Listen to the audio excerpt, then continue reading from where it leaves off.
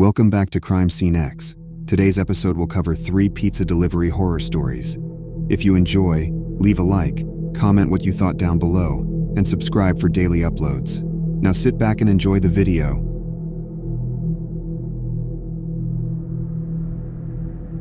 It was nearing midnight on a Thursday, and the week had been painfully slow at Mario's Pizzeria.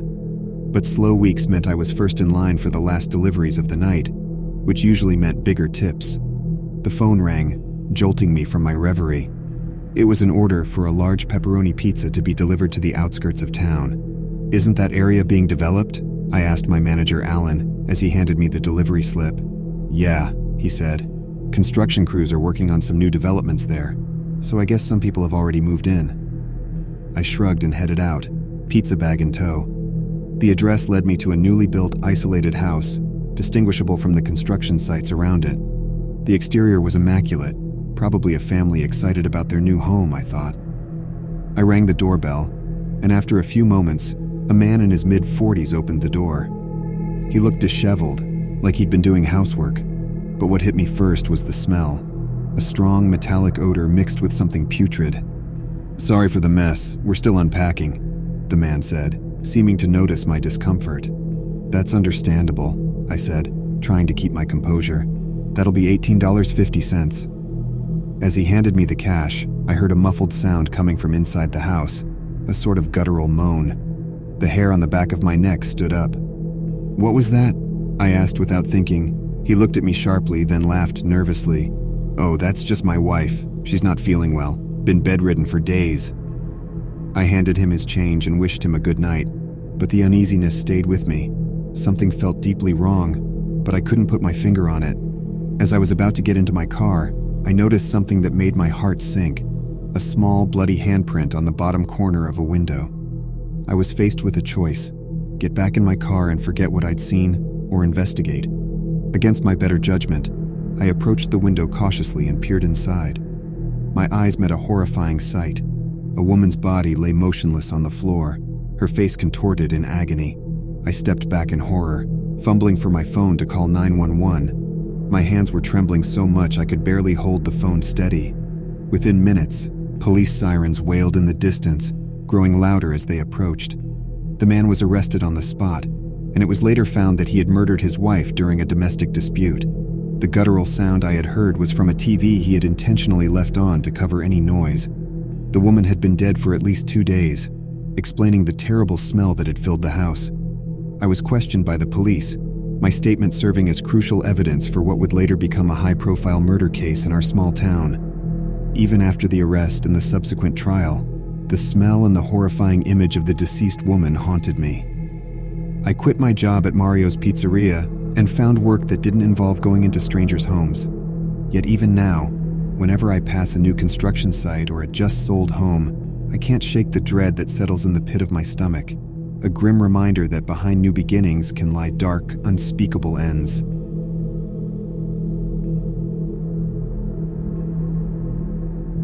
When you're delivering pizzas late at night, you get used to certain oddities.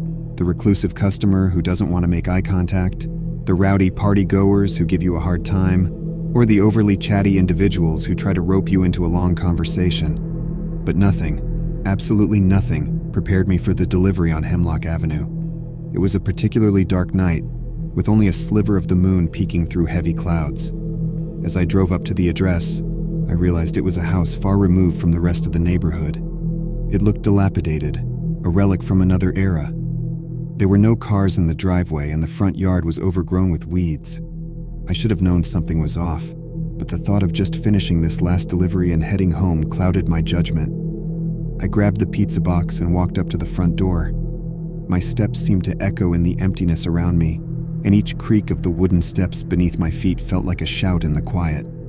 I knocked, and after a moment the door creaked open. A man stood there, older, with a sickly appearance. His eyes seemed to sink into his skull and his skin was almost translucent.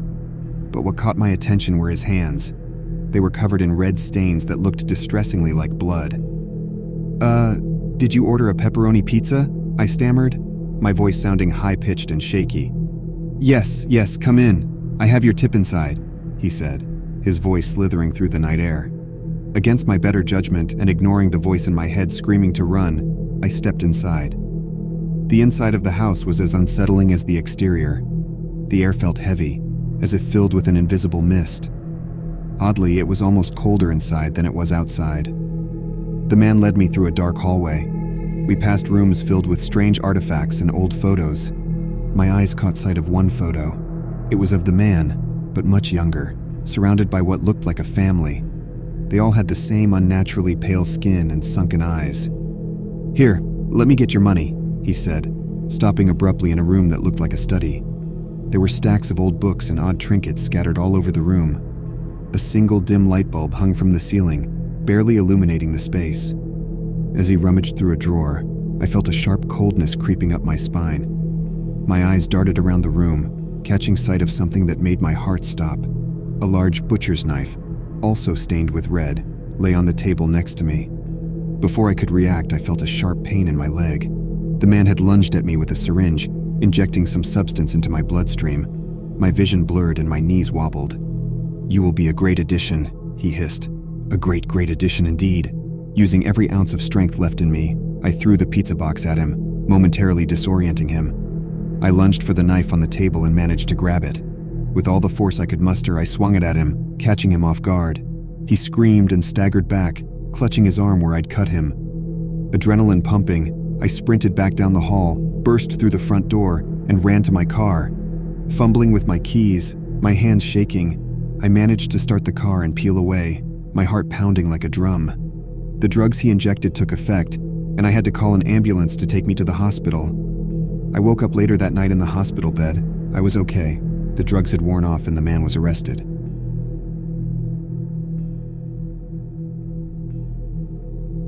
The digital clock on the dashboard read 11:57 p.m. Just 3 more minutes, and I would have missed the before midnight guarantee. But here I was, making my final delivery of the night to a remote address I had never been to before. I was driving down a dirt road with forest on either side. My GPS announced, "You have arrived at your destination," but all I saw were trees. No house, no driveway, just an endless wall of darkness. Puzzled, I took out my phone to call the customer. Just then, my headlights illuminated a figure standing a little distance away, on the side of the road. My heart skipped a beat. I hadn't seen him a second before. He was holding a lantern, casting eerie shadows on his face, which was hidden under the brim of an old-fashioned hat. "You the pizza guy?" he called out, his voice breaking the deafening silence. "Yeah, did you order a large meat lover's pizza?" I answered, my voice quivering more than I'd like to admit. "Ah, that's the one. Just pull up over there. Got your money in the shed." He pointed to a makeshift gravel pathway that led into the forest. It didn't look like it led to any house, but I couldn't see much in the dark. Something felt incredibly off, but I rationalized that people in remote areas are often a bit different. Besides, I was tired and just wanted to get this over with. I drove down the path, watching the man's lantern light grow smaller in my rearview mirror. I reached what looked like a clearing and parked the car. That's when I noticed there was still no house in sight, just an old wooden shed that looked like it was falling apart. My phone buzzed, a message from the same number that had placed the order. "Come into the shed, leave the pizza in the car, your tip is inside." This was all sorts of wrong, and every fiber of my being was yelling at me to leave. I turned the ignition, ready to speed out of there, but the car wouldn't start. I tried again, pressing down the gas pedal, but it just wouldn't budge. Panicking, I looked up and saw the man slowly walking toward me, the lantern swinging by his side. He was humming a tune, soft and haunting. I had to do something, fast. Grabbing the pizza box, I climbed out of the car and hurled it toward him, using it as a distraction to buy myself some time. The man stopped to pick it up, chuckling to himself. That's when I heard it, the slow hissing sound of air escaping from a tire. I looked down and realized, to my horror, all 4 tires were flat, slashed open. My heart sank. He had planned this. I bolted into the woods, my breath shallow, my heart pounding in my chest like a drum. Branches snapped under my feet as I sprinted, not daring to look back. Finally, I reached the road and kept running until I was far away from the path that led to that clearing. Exhausted, I flagged down a late-night traveler who was kind enough to give me a lift back to town. I reported the incident to my manager and the police, but they never found the man or the shed. GPS showed nothing but forest in the area where I had been. I quit my job the next day. I still can't shake off the feeling that I narrowly escaped something terrible that night. Thanks for watching. If you haven't already, please like the video, comment what you thought, and subscribe for daily uploads.